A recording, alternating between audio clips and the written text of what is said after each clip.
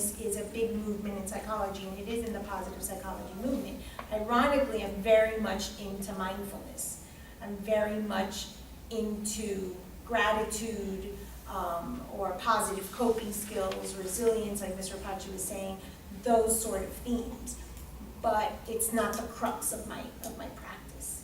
So it's something that we balance when we're so used to just holding negative. Yes.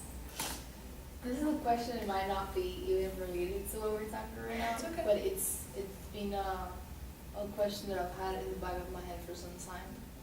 And because it brought it back because of the whole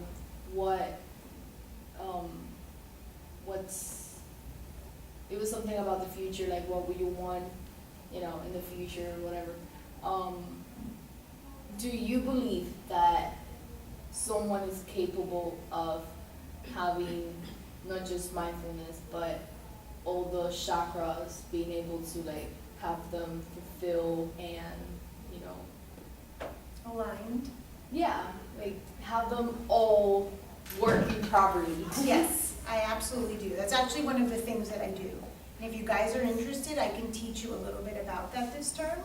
If you don't mind lying on the floor, I can teach you guys how many of you are interested in that? Like looking at other people's chakras and, okay. So this is the perfect class for it. So,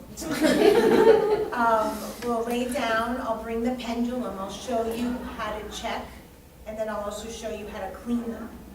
But you can do that to yourself.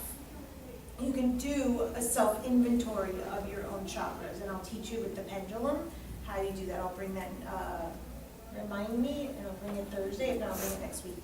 I just have to go into my workroom and remember to bring it. Yes, I absolutely do think that that is something that we can do. It is just like mindfulness, a daily practice. So if you're going to check in with yourself and you're going to check in with your chakras, that's a daily practice so that you can see what's out of whack and you can work on it.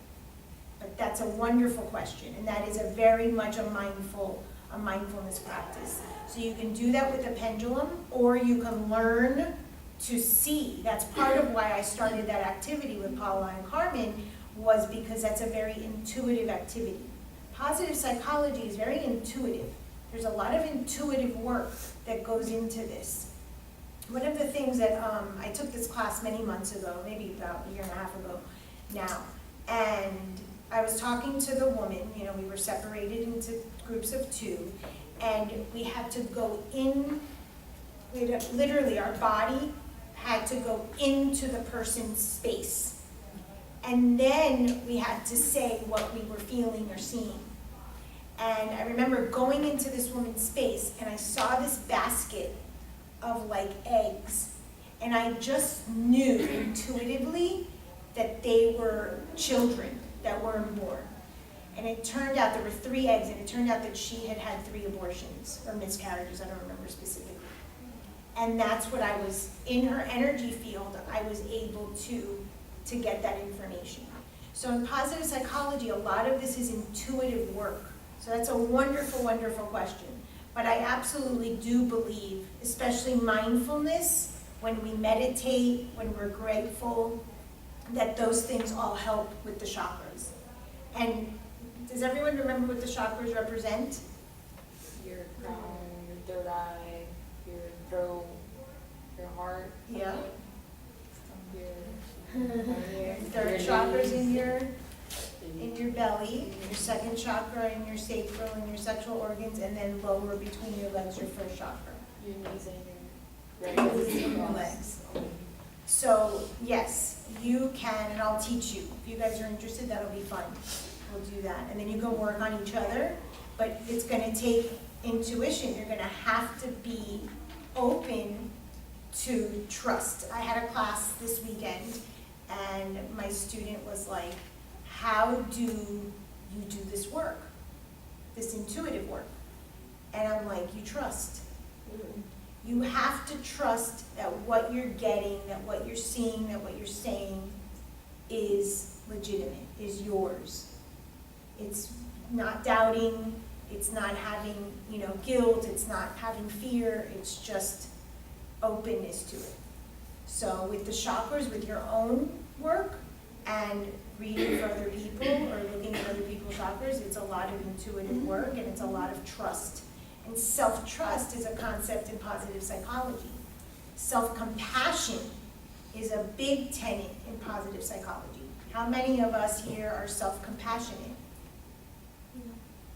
I'm not. I know many of you are not. We have difficulty. We have difficulty with loving ourselves, with apologizing to ourselves, with being grateful for ourselves. That's why these questions are sometimes so difficult. So one of the things in positive psychology are two terms. One is called languishing and one is called flourishing. And this is like the movement of mental health to a state of from languishing to flourishing. What's languishing?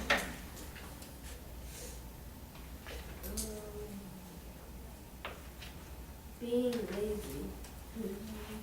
Not necessarily. Yeah. I mean, laziness could be involved in that, but we're being positive today. When we talk about mental health, the movement of mental health from languishing to flourishing. So you're already at like kind of positive, and then when you flourish, you're just all the way positive. Okay, I wouldn't say that for languishing. Who else? I look up the definition. Okay, what does it say? It just says that failing to make progress or be successful. Failing to make progress or be successful. Okay, so what's languishing mental health in America? What is American language? What? Yeah, what is mental health? So we're referring to a languishing mental health in America. How do we get people from languishing mental health to flourishing? What's the definition of flourishing? Look it up for us. And we can see that there's a big gap.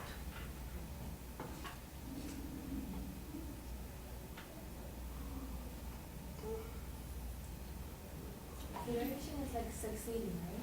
Flourishing is like succeeding, like growth, absolutely. Being at a top or being at a height of mental health. What was that? Developing rapidly and successfully. Okay, Thrive. developing rapidly and successfully and thrive Thriving. and thriving. Okay, so in America, most people's mental health is either worse than languishing, so we're using a bell curve. Languishing is here. Let me see what this particular diagram calls.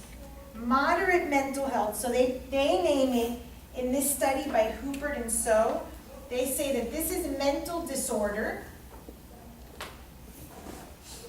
This is moderate mental health.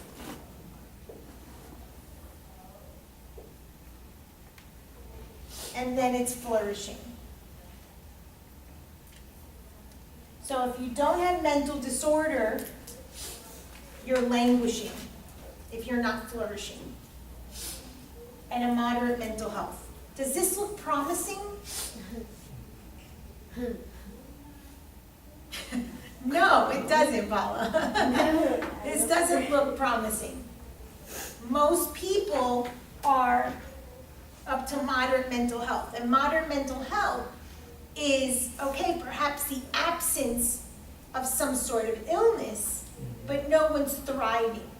We're very few of us, if you look at the bell curve, we're talking about the end is where we're flourishing. I know everybody remembers the shootings, mass shootings in schools and all that stuff. I remember President Obama talking about how when they fix the accidents with the car drivers, they focus on, they did studies on how to build better roads to prevent accidents and stuff like that.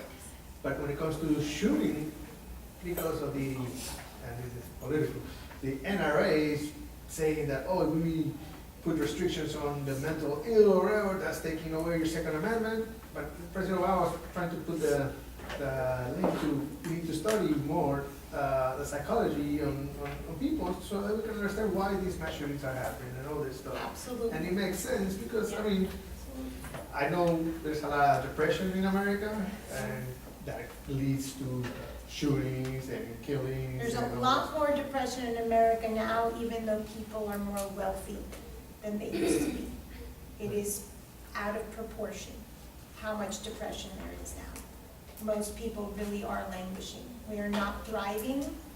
We are not succeeding. We're at below a baseline or a baseline of just blah, So just perhaps blah. studying a little more, having counselors in this elementary schools and stuff like that to try to talk to the kids and see what's going on with them and understand what's going on. That could help on the development of those kids so that when they get older. Absolutely, but then there's no money. Correct. For the funding for the wall, or you're gonna use it for a wall and you Absolutely. can use it in the schools and stuff like that. And there's still the stigma though of getting help for mental health. There's a stigma there. Oh, he's just sad, you know, parents want to ignore the fact that their kids are, you know, are suicidal. No, they're just sad. No, it'll be fine. No, to give them a cookie, you know. Yeah. And you know, so they need to, we need as a society to please, to first be upfront and real about the fact that if you need help, you should get it. End the story, not pretend it's not there or just, you know, move along. And that's the first step, I think, is to just acknowledge the fact that there's an issue and it needs to be worked out. And there shouldn't be any, what's the word, embarrassment about getting help. You know, if you need it, you need it. End of story. You know? Yeah, we don't have that stigma with physical health. Right. Maybe addiction, which is a mental illness.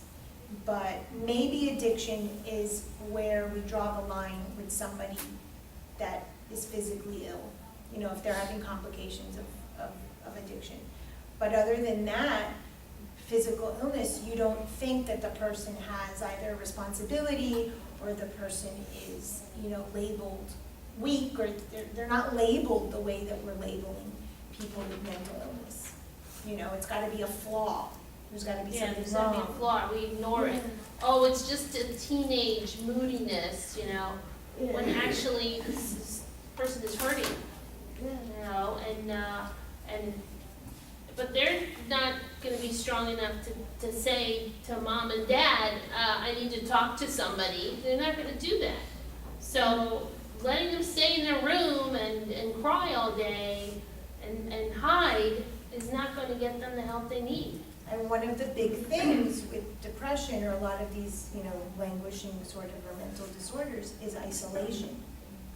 So we have to pay attention to people that want to remain isolated. Because if we remember, one of the major factors in well-being is social connection. Being connected, that is one of the major things.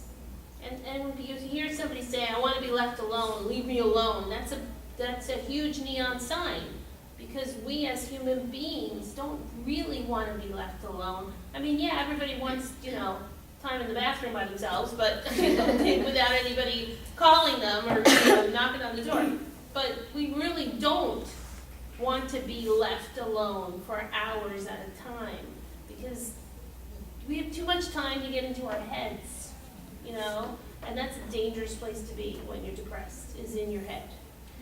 And when we are thriving and we have social relationships, we're getting out of our heads. One of the things that we're doing is we're something called flow. A lot of the research done on positive psychology, this thing called flow. And when you're in the flow, you're sort of out of whatever it is that you're worried about. You're just sort of connected to whatever you're doing. And all of a sudden, we've all had those experiences that hours just pass. And it it's could like- be anything like a hobby or anything, Right. like Tricia, when you're doing makeup, you're focused on what you're doing. You, I'm assuming, enjoy it and happy and you're in the moment, right? And you're not thinking about what happened to me years ago or what's gonna happen to me years Right. from now. You know, you're just in the flow. moment, which we don't do enough of. Because that's the problem with being in our heads. In our heads, you're either in the past or you're in the future, but you're never in the present. You And know? just from a survival standpoint, fight or flight response, the reptilian brain, you cannot defend yourself if you're isolated. You need the help of other people, just from a survival, from an evolutionary psychology standpoint. You need socialization, you need other people. So that's a big one. That's a big sort of red flag when there's a lot of isolation. I have a question. Can you, like me living with my mom, I've told her more than times and times before. I told her, you do you, and I'm gonna do me with my son. Even though we're living in the same household, it doesn't mean that I really need your help. Because you claim that my responsibility is my son. But you want him when it's beneficial for you. Okay. That's not Ooh.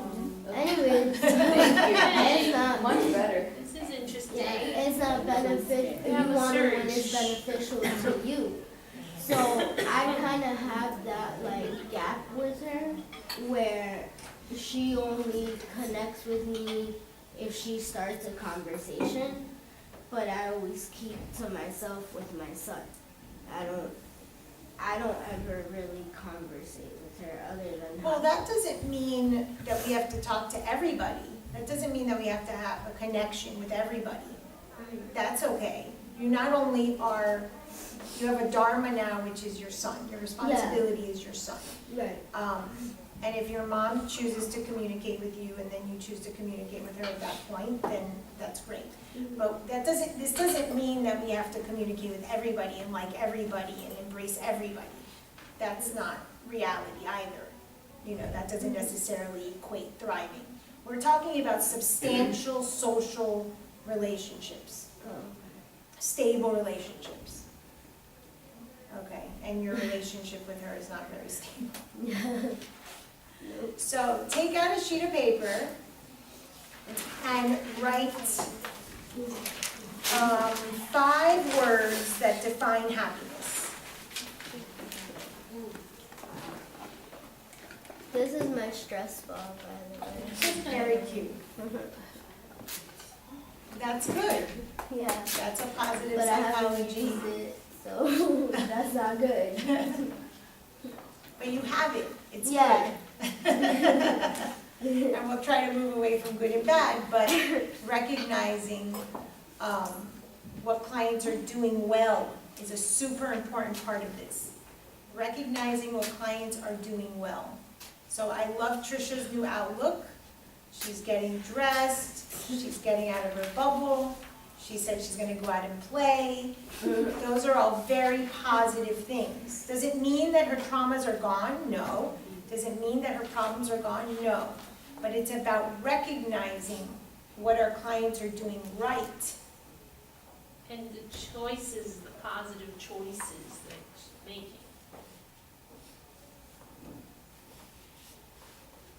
So 5 words that define or equate to happiness. No Googling, no. No, don't do it. Just off the top of your head. No, I'm trying to figure out how to spell it. Oh, don't worry, no one's gonna see it. I'm just gonna share them. Yeah, or that are equal to to the word For of you. happiness. For you, yeah. Not what it means, but for you. And then I'll share some that I have. It sounds like it's too quiet, it's the air. Yeah, I think so. Yeah, because it just shut down Yeah, completely. it's too quiet. Yeah. It's kind of nice though. Yeah. Because I'm always freezing. Okay, Maybe we have too much light. what do you have? I have 3. Okay, what do you So have? it's 5, right? That's okay. I have love, which means love from others and love, self-love. Okay, love is on my paper too. Acceptance. Okay, that's a good one. And so far, financial stability. Thank you. Okay. I really like acceptance. Financial stability is not on my paper, but again, research shows that there isn't, beyond what is necessary, financial stability isn't happiness. But it doesn't mean that that's not a truth for you. And like I say, I would love to find out. Let me win the lottery and let me get back to baseline 2 years from now. I'm happy with that. Let me prove it true or false, either one. Who else? Shayla. You have no words that equate to happiness? Yeah, what makes you happy?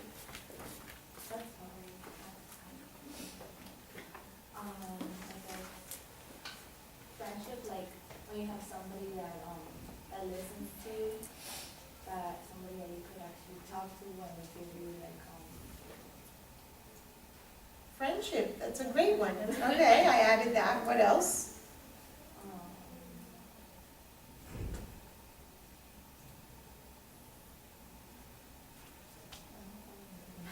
Okay, who else? Pedro?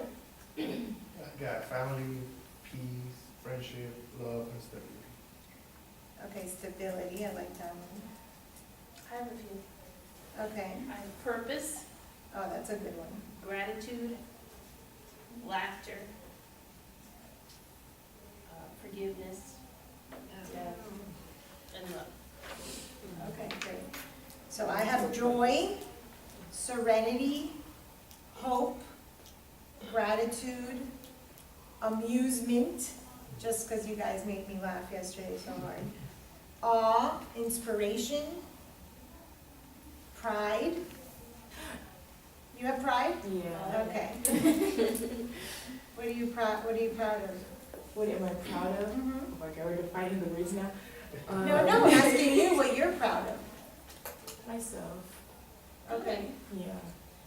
Before I wasn't giving myself that credit. I feel like if I did something, it was never enough. Because I like to usually help people. I feel like if I don't reach my whole arm out to the full extent, then I feel like they're not necessarily happy. And I needed to learn to stop doing that. If it's even just going like this, I should be proud of myself. I attempted to help. I considered. Very nice. It doesn't have to be 0 to 100. Yeah. And sometimes this is all someone needs. It could be like, oh, there is actually someone in the world that is concerned about me, or my well-being is important to. And that gesture could be enough. Very I have nice. another one that Okay. I don't think I've heard it, success. Okay, I don't perfect. think- I feel like, if I work on something and not just work, but make it happen, I think that makes me very happy. Okay. So. And even if you don't achieve the end goal, there's a big difference between goals and values. And we're going to do a values and action little thing in a second. There's a big difference between goals and values. What's the difference?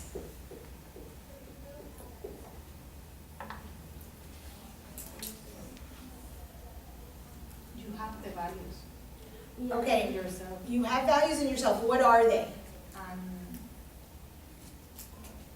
You want, or you have a goal in a future.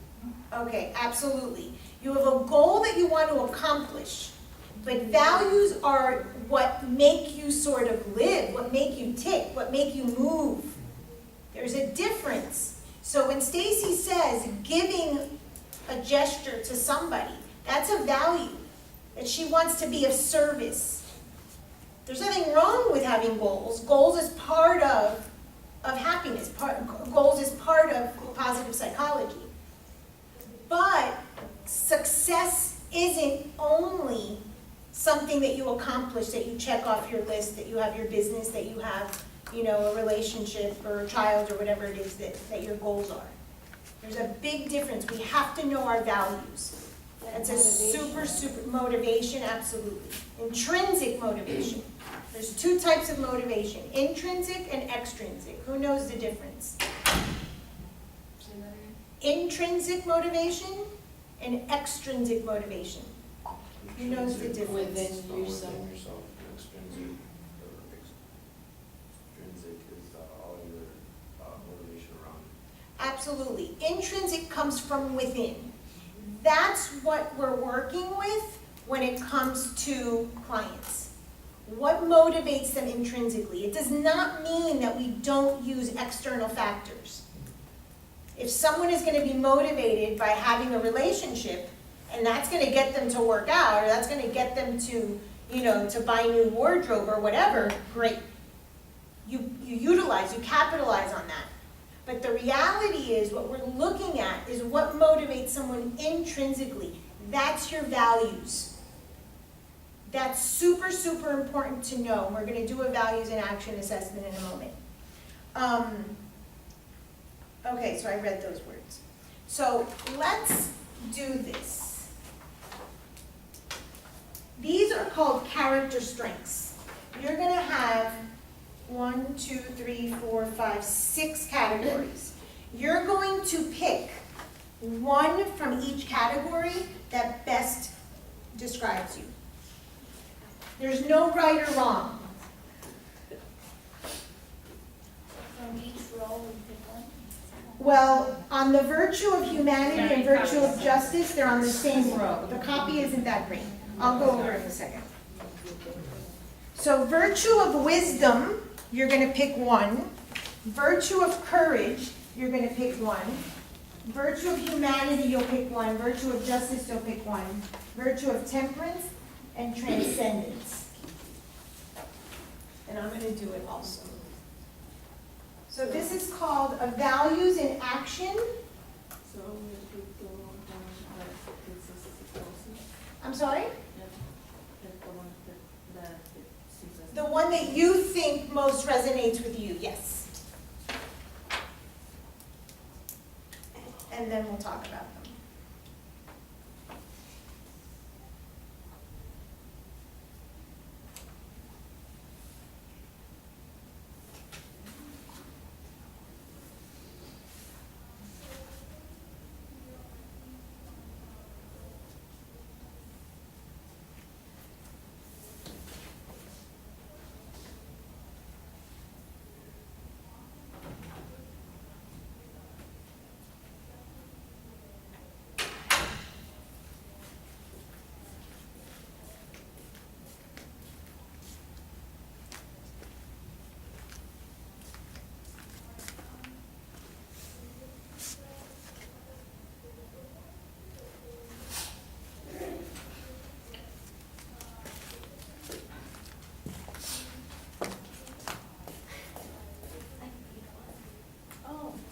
Oh, here.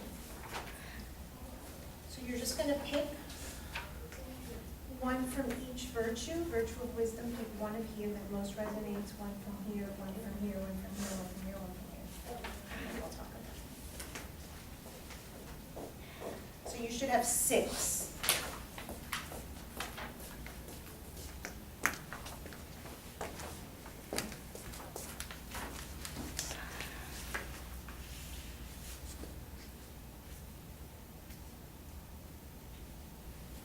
You have yours? Yep. I'm having trouble with virtue of courage. The virtue of courage. I had trouble with virtue of humanity. Yeah. I know we know that. Check whatever, just pick, check what happens, whatever. I think zest for you. I don't know, I see you so zesty. And you, like, when you changed, like when you started dressing different and things like that, like, you went all in. You didn't, she didn't go halfway. She showed up in pink. You showed up bright. Your hair, I like, didn't do baby steps. you didn't. And it says vitality, enthusiasm for life, vigor, energy, not doing things half-heartedly. I mean, that's just my opinion of you, but, Yeah, that's better than the other ones. I do consider myself a liar, so honesty is not really. okay. It could be also perseverance. You didn't let, Yeah, it was between that one. I mean, you've had struggles and you struggled with just keeping your life and you persevered. So, I mean, these are very personal, but when I asked earlier, what are your strengths and what do I do best, this is an activity that helps to put it in perspective and it puts it in forms of virtues. I really like that word. It's one of the things that you want to get your clients to acknowledge about themselves is their virtues. Well,